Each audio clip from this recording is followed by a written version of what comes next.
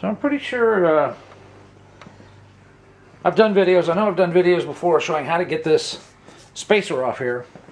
The factory spacer using chisels. If you need to keep this, can't imagine why. This is for the disc brake upgrade to be able to put one of my bearing spacers on here, bearing adapters. What this does is this adapts the, instead of using the 32 KBO2 bearing, you can now use the hard body bearing, which is the same as the disc 620, 720 hard body, Toyotas, Chevy Loves, Mitsubishi, Mazda. Pretty much everybody else uses the same bearing as the hard body. Anyway, got to get this spacer off here. Now, I've showed using chisels before, and you can get in the crack there and tap it off with chisels and that stuff. I'm going to try to do it with the pipe wrench this time, because I've talked to the guys about using a pipe wrench while it's on the vehicle. I'm not positive I can get it off of here with it just in a vise. So we'll see. Oh yeah, that broke loose. Nice. Now the trick is trying to get it come out, you know, while you're turning. So as I'm turning, I'm pulling out just a little bit. And the only disadvantage to using the pipe wrench appears to be much faster and easier than doing it with the chisel. The only downside is the scarring left around here. So if you ever wanted to reuse this, you'd have a really hard time getting that nice and smooth again for the seal and that stuff. But like I said, once you put the other ones on, I can't imagine anyone wanting to go back to drums after upgrading to discs. So, okay, a little cleanup here. I think I'll do a little more prep. I haven't got everything rounded up yet, so I'll start again for the on putting the bearing adapter on another video. So I'm pretty sure I've done videos. I know I've done videos before showing how to get this spacer off here. The factory spacer using chisels. If you need to keep this, can't imagine why. This is for the disc brake upgrade to be able to put one of my bearing spacers on here, bearing adapters.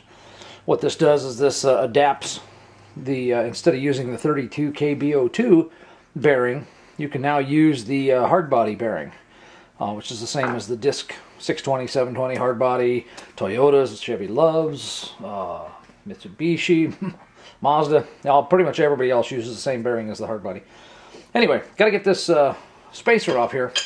Now, I've showed using chisels before, and you can get in the crack there and tap it off with chisels and that stuff. I'm going to try to do it with the pipe wrench this time, because I've talked to the guys about using a pipe wrench while it's on the vehicle. I'm not positive I can get it off of here with it just in a vise. So we'll see. Oh yeah, that broke loose. Nice. Now the trick is trying to get it come out, you know, while you're turning. So as I'm turning, I'm pulling out just a little bit. And the only disadvantage to using the pipe wrench appears to be much faster and easier than doing it with the chisel. The only downside is the scarring left around here. So if you ever wanted to reuse this, you'd have a really hard time getting that nice and smooth again for the seal and that stuff. But like I said, once you put the other ones on, I can't imagine anyone wanting to go back to drums after upgrading to discs. So, okay, a little cleanup here. I think I'll do a little more prep. I haven't got everything rounded up yet, so I'll start again for the on putting the bearing adapter on another video. Hopefully I'm ready for this. Okay, this is a 521 Datsun truck spindle. Basically, what I'm going to do is work on showing how to install the bearing adapters for the truck kit. I'm going to simulate, basically, or give you an idea to it. It's pretty much the same process for the guys with the Roadster kit or the 411 kit, putting their bearing spacers on. Their bearing spacers look just like the factory one, except it's 1/8 of an inch thicker. Ballpark. Close enough. So, first thing I'm going to do is start off with take some emery paper, and I just want to make sure that there's no nicks or burrs. I don't want to grind on this hard enough to reshape it. I just want to get it cleaned up and see if any nicks or anything like that stand out, stick up. Make sure there's no burrs, anything like that. You know, I've already cleaned the grease off, stuff like that. Probably be a decent idea. You can if you want to clean it with a little acetone. So, the inner one's clean. Now we're going to do the outer ones too. Maybe not necessarily in the same take here. And I've got 2 spindles to do, so if the first one doesn't come out, I'll be hoping like hell I can make it all work on the second set. So, anyway, a lot of times, right up here where the keyway is for the washer, on the end of the spindle here, a lot of times there's little burrs on the edge there. You know, because that bearing that washer's been beat back and forth a couple of times. So, it's probably a little, actually more important to make sure that this end one's clean. And we're going to use 2 processes here. The inner bearing, we're going to hammer this one on. I've got another video up, I believe, about heating it up and putting it on. And I've since found that the dimensions on this next set, I think, are a little bit tighter, and it's really hard to get it heated up far enough to get it on. And then as soon as it touches, the cold spindle heat sinks and shrinks it on, and then you're going, oh crap. So I've told a lot of guys to make sure they have a piece of exhaust tubing on hand that they can finish tapping it on the rest of the way. I've had some feedback from a couple of guys that said they just simply hammered them on to start with. So that's what we're going to try this time, because I haven't tried just hammering them straight on. So we're going to go with that. Now, I'm going to make sure that the edge here between the bevel and the inner diameter, I just want to hit that a little bit with the emery paper just to make sure that there isn't any kind of burr left over from machining that's going to make this more of a pain in the butt than it should be. Another reason for doing all this cold too, once it's on, I can then take a bearing and make sure the bearing fits on, because if the bearing doesn't fit on, then I got to go back with the emery paper and basically resize this, and that's kind of tedious, but it is possible. You know, I don't have the design capability or facilities or anything like that to figure out exactly what this dimension is going to be once it's heated up and shrunk and pushed over this spindle, because I want it to be really tight on there.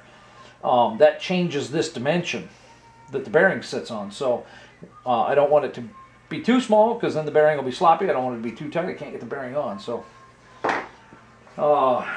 let's see here. A couple of options. I've already kind of showed the... we're going to start with effectively the Roadster and the 411 spindle. This piece of... this is a connector. It's 1.5 inch ID, 1.5 inch ID.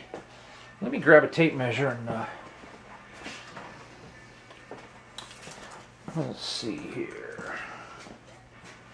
Yep, and it's 1.5 inch ID. So anything in that ballpark, okay, is going to work just fine. As you can see, you know, there's a little bit of play there too.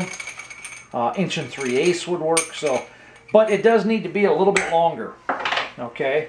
Because if I take this and put it up against where it's going to end up, and here, I got about a 1/2 inch difference here where I'm going to hit the spindle instead of the pipe when I get down to that end. So you can probably, you know, when you get down to that end, you know, take a hammer and carefully hit around here, but you better put a socket or something over the, or a nut over the spindle there to make sure you start smacking it. So we're going to put this one on and then take it back off with the pipe wrench. As I started to say, a couple other options. These, yeah, see, that one's not long enough, okay. It will it work here? Ah, no, it won't even work there. Okay. check that. Okay, this is just a piece of scrap DOM I had. Dimensions on it. DOM is drawn over mandrel. It looks like inch and 9/16 inside, and it's 2 3/8 on the outside. It'll work too, but I'm pretty sure this piece is also, this piece is just right lengthwise. It's a little on the big side, but it's just long enough. Kind of heavy though, it'll absorb most of the hammer blow going on there. This piece of tubing, there's knurling on the center here and knurling, straight knurling on the edge here. What this is this is one of the drive pulleys out from under a treadmill. So I'm just showing, you know, kind of a couple other creative options. It's nice and square on that end. This end's been cut poorly, but looks like it would probably work too. So that can be used. And also, you got a piece of square tubing. Find a piece of square tubing that gets in there. You really don't want it much bigger than that. There's some room there, so let's see what this is. This is 1 3/4 square.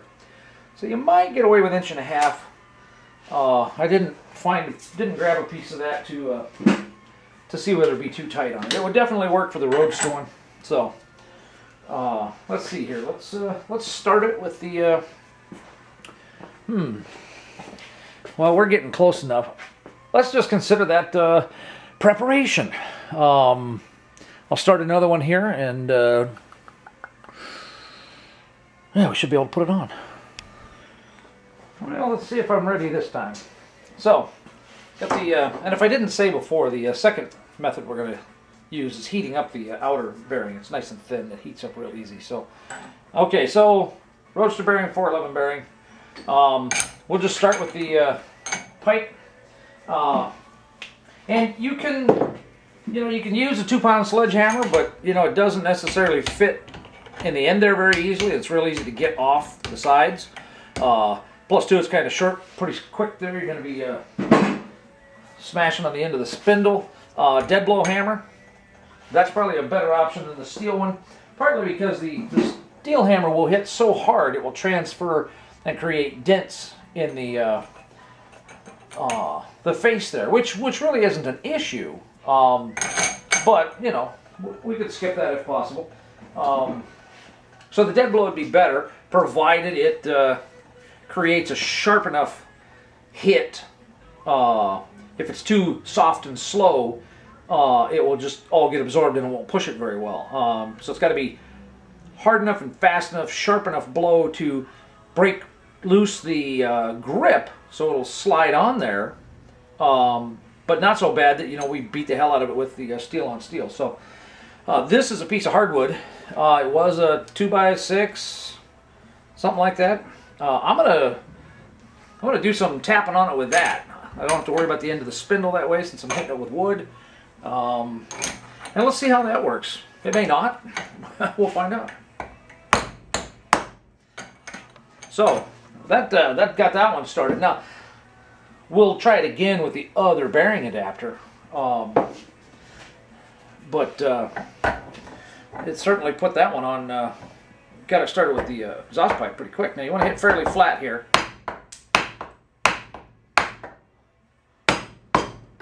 All right, and that seated that all the way on. So basically now I get a pipe wrench it back off. That would have worked. That's all done. If that's a Roadster or 411, then the bearing spacers taken care of. And on those two kits, there's no outer bearing adapter. That's the difference. 411 and Roadster, this is just a spacer to push the whole hub out so that it has other clearances. This one, on the other hand, for the 521, this is a bearing adapter. So this changes the diameter of the spindle basically for the bearing that's going on there. So let's get it started with the exhaust pipe. And if the exhaust pipe were a hair longer, it could go all the way on. But let's start it with this and see.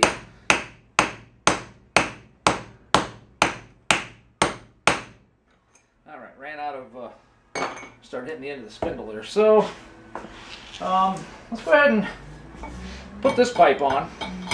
Instead of that big heavy one, because we'll just see how this works. And I'm wiggling it around here, trying to get it fairly square.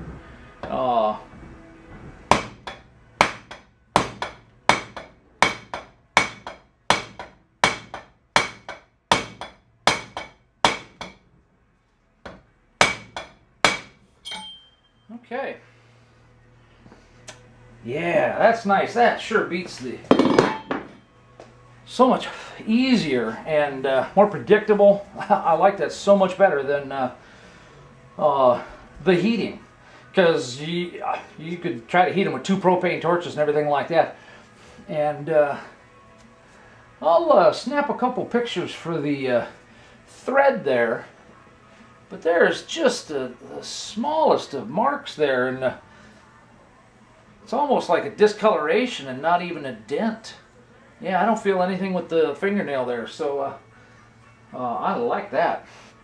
Especially considering this last piece here, it's got a slight taper to it, stuff like that. I was kind of expecting that to leave a mark. Awesome. I'm not set up for... the outer one. Basically the outer one's just this little thin one, and it's going to go on there, and you can see that you really don't have any way to hammer it on. Wow, this one's looser than most of them, but it won't go all the way on, so just needs a little heat. And then once it's on there, it'll stay. You know, these parts were CNC'd, and they're pretty darn accurate one part to the next. See, that one's going on the same amount. The difference is wear over the years and all that kind of stuff, spun bearings. The spindles will actually vary a little bit. So let me get the heat set up, and we'll put the outer one on this bearing, and then maybe on the second one, since I'll have everything set, I'll just run through real quick and show it's nice and fast and easy. Just put them both on. So. Oh, change battery. Man, this thing. Alright. I've got the field blown up a little bit wider. I'd like to tighten it up a bit, partly so I'm out of the picture, but the problem is if I tighten up too much, then this area out here where I show stuff, I won't be able to get the camera to see the spindle easy enough to focus. So, pain in the butt. Anyway, okay, so I'm going to find the end that fits a little bit easier there,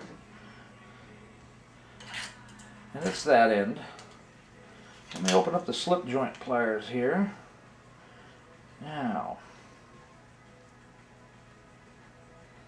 shouldn't take a whole lot, and basically I'm not grabbing it in the jaws. I don't want as much any more surface contact with the pliers. I don't want them sinking the heat out of this thing. So basically what I'm going to do is I'm going to heat it up for a little bit here. I had a temperature listed on the other one. I think you get it up around 200 degrees. It should be plenty, and we'll see if I can get it the first time here. Actually, let me grab the thermometer, and I've got an infrared. Then for those of you guys that have the same thing, you can probably heat it up or heat it to the same. So it's reading 66. Yeah, it's about 69. So let's we'll see if we can do this. I might heat it up, get a read on the temperature, and might have to heat it again, but you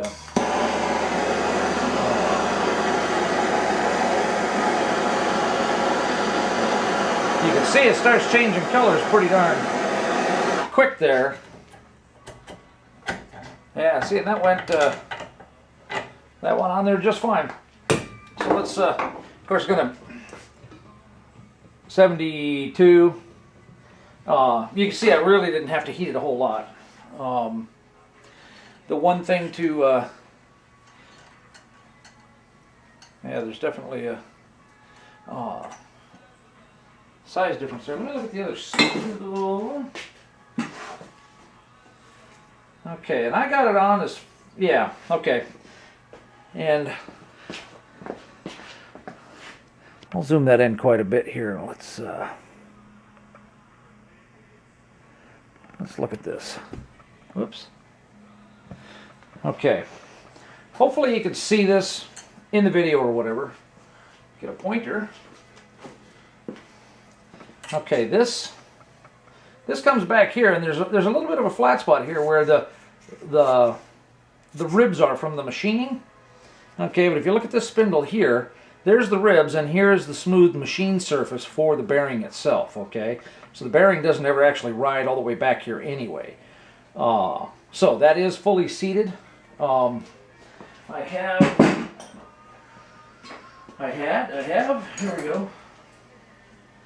The bearing is a M12649. M12649. Yep. Okay, so what we need to make sure of is that goes on there. Okay. Now would be the time. You don't want to put your hub up there and find out that the bearing pops out because, oh man, you know, when it heated up and went over, this got too big. If you don't like the bluing, or if it's too big, you can always take a little emery and just clean it up just a little bit. And you can see that really doesn't take much. That bluing is just all on the surface. So that fits on there. As long as we're here doing that, here's the inner bearing, LM48548. Oh man. So this one fits on there just right. Okay, I don't have to go on. I had a little bit of a challenge when I did a 620 for Fig Buck. I actually had to take the emery paper and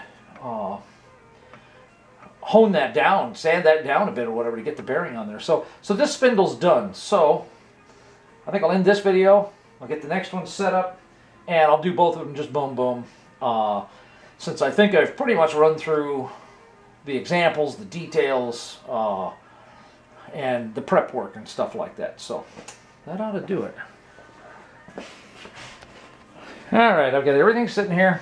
Spindles in the vise, as if it were on the truck and that stuff. So we're going to hit that outer one.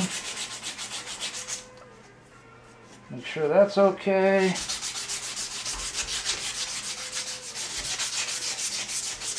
Hit the inner one. And this emery paper, this 120 grit, it's just Harbor Freight. So, got those fairly cleaned off. Just make sure there's nothing there to hang up. Okay, put that on there. I think I'm going to try it with the dead blow this time just to see how that goes.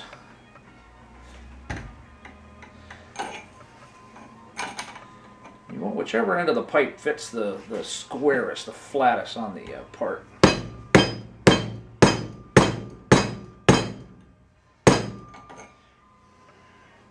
Yeah, dead blow doesn't like it.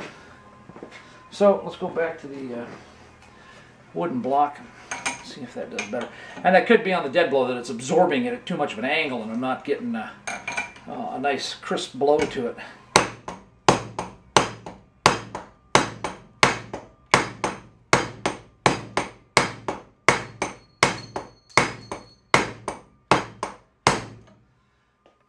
Wow.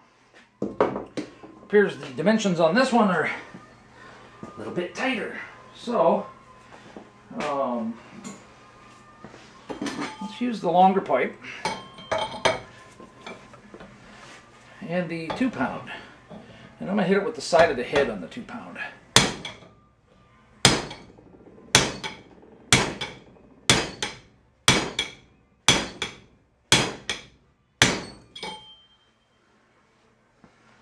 Wow. That's a lot more grief than I was expecting. Pain in the ass to take it off at this point, but it probably wouldn't have hurt to hit the spindle with a little bit more sanding there.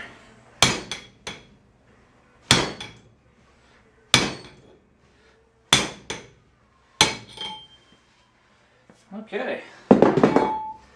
Looks like finally persuaded that one. Nice. Okay. So good. And quite honestly,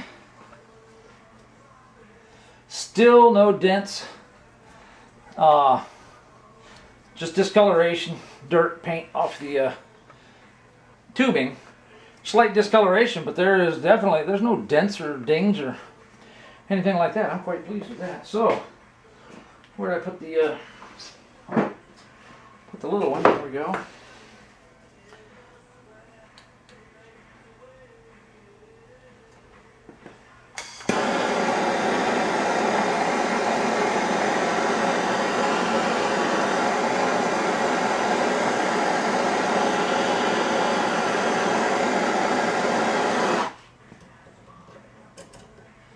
All right.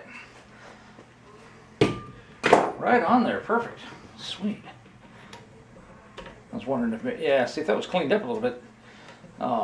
That's from the kingpin rebuild thing. Whoops. I already put the other ones away. If I had a nice clean one, I could actually, it looks like it would, let's deburr one there. Oh yeah, you know, that would actually almost go in and tap that on. Thing is, you wouldn't want to, if it fell short, you could do that, but you really don't want to have to tap on it. So with a hammer, I think. So last thing being, let's just get rid of the color there for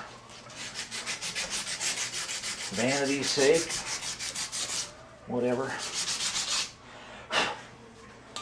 And let's check the bearings. Now this one here, I kind of wonder about that one because, yeah, see, the dimension is, I'm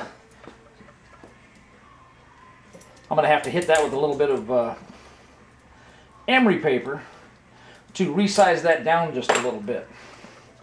But this one, let's see.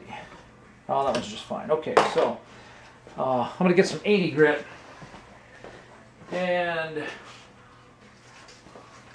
you know, so much for the the quick and easy. But, you know, the thing is, the shows, you know, it's like there is a chance for there to be a little discrepancy. And if you know about this kind of thing being something to look out for and a potential difference or hang up for you, then you can pay attention to that. Put your bearings on, check that first, instead of, you know, getting the thing on and going, ah, son of a gun, you can't get your hub on. Okay, so it's not that big a deal. Just get your 80 grit. And in a lot of the later kits that I sent out, because I was slightly concerned with this, I did include some 80 grit. So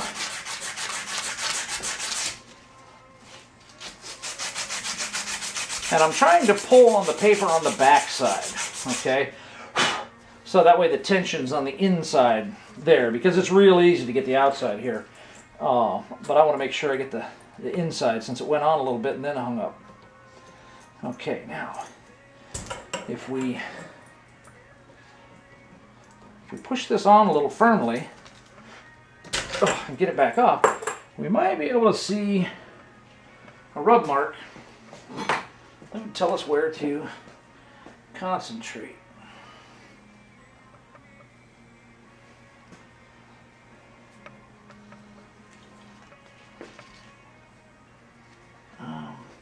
Looks like on the bottom, which kind of makes sense because I got another mark over here. Because the bottom one's the one we spent the least amount of time working on there. So.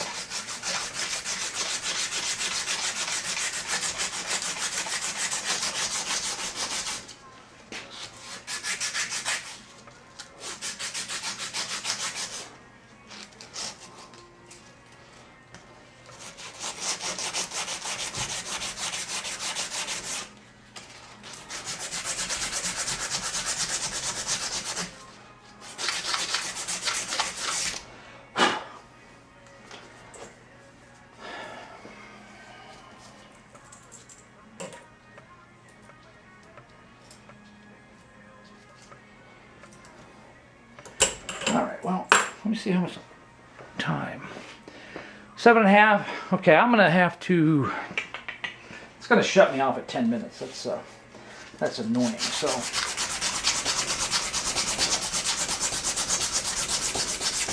let's get a little more aggressive. Put a little more pressure on it here. See if we can get that thing to fit up before we run out of time.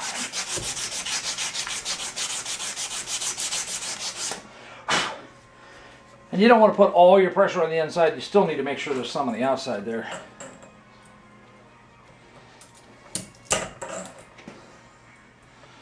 Oh yeah, see, it's going about halfway on now. So another thing we can do too is we can take the emery and fold it in half lengthwise. That'll actually make it a bit easier to get the back half without causing the front half to be undersized.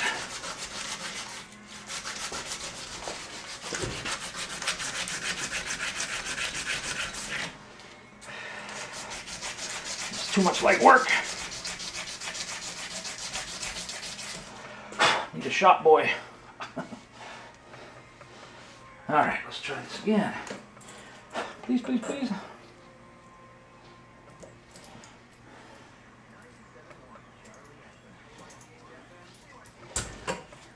Not quite, okay. Yeah, 9:30. All right, I'm gonna just stop it here and then just restart it. So, added about another 10 minutes to get that down. Anyway, the one last thing I wanted to show is this, the diameter between the stock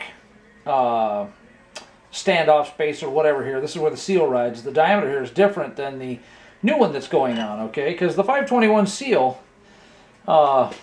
fits that.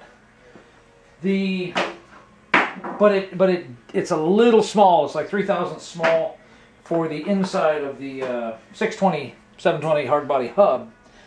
This is a 79 620 seal, okay? And that's what that is sized for.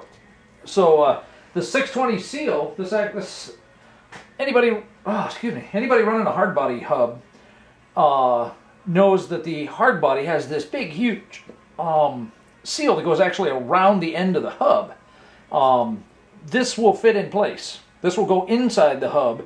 So if you are running hard body hubs with my disc kit, just get the 79 620 seal.